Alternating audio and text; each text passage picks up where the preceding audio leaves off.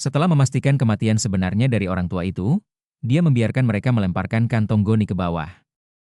Edmund tahu mereka akan memasukkan jasad orang tua itu ke dalam kantong goni dan membawanya pergi.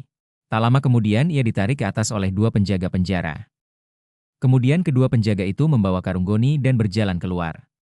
Pada saat itu seorang kepala penjaga muncul di sana.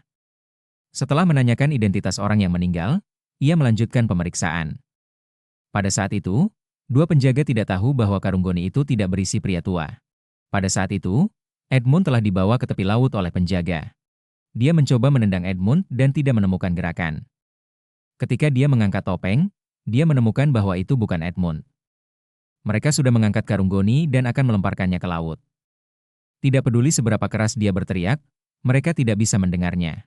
Di air, Edmund dengan cepat melepaskan tali karung goni. Setelah berjuang sebentar, dia berenang keluar dari laut. Mengandalkan kemauan yang kuat dan tugas yang diberikan oleh orang tua itu. Kemudian, mengandalkan ingatan yang samar, dia kembali ke rumah. Tak disangka, halaman yang dulu luas dan bersih kini dipenuhi rumput liar. Saat itu, seorang wanita muncul di belakangnya. Wanita itu memberitahu Edmund. Ayahnya telah meninggal lebih dari 10 tahun yang lalu.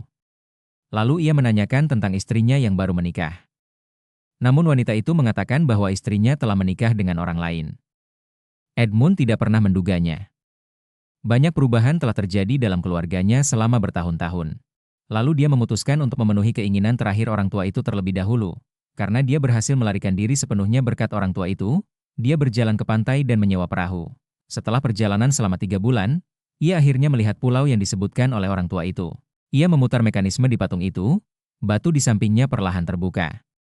Lalu ia masuk dengan hati-hati.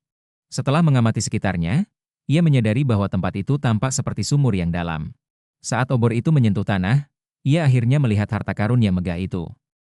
Pada saat itu, Edmund akhirnya memenuhi keinginan terakhir pria tua itu. Akhirnya dia sampai di kuil tempat orang tua itu biasa berada. Dan dia mewarisi identitas orang tua itu dan menjadi seorang biarawan.